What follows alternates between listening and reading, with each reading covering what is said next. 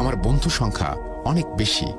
তবে কিছু বন্ধু আমরা খুবই দুষ্টু ছিলাম, যা বলার মতো না।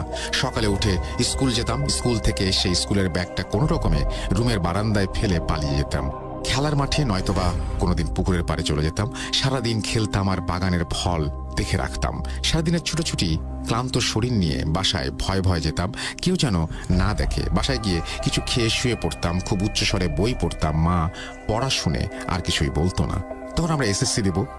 কিছু বন্ধুর নাম তো বলতেই হয়, জসিমুল, চানমিয়া, তাজমুল, আনোয়ার।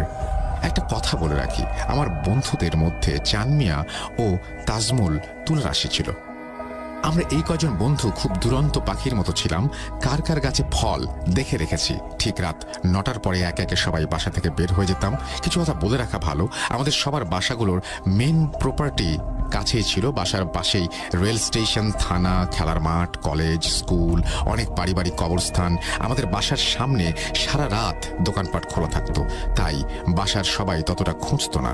আর সবাই এভাবেই সবার বাগানের ফল পেরে খেতাম আর মজা করতাম। আমরা কোচিং ছুটি হওয়ার পর যার গাছের ফল পেরেছি তাদের বাসায় যেতাম। কোনো এক বিষয় নিয়ে গিয়ে দেখতাম তাদের মন মেজাজ খুব খারাপ। সুন্দর মতো কথা বলে চলে আসতাম। আর চানমিয়া ও তাজমুল তাদেরকে বলতাম, কেউ কিছু আমাদের কথা জানতে পারেনি। এভাবেই ফলমূলের সিজনগুলো খুব মজায় আনন্দে কাটাতাম।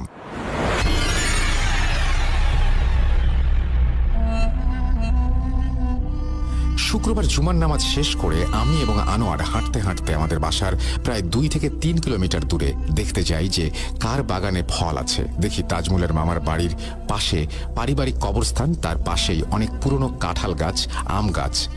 অনেক বড় বড় কাঁঠাল, প্রায় এক একটা কাঁঠালের ওজন 10 থেকে 15 কেজি হবে, যেটাকে আমরা খাজা কাঁঠাল বলে থাকি। সবাই বিকেলে একসাথে হয়ে বললাম যে আজকে রাতে সেখানে আমরা যাব। বাট তাজমুল কোনো কিছুতে রাজি হচ্ছে না, কারণ তার মামার বাড়ির পাশে। তাই অনেক কিছু বলার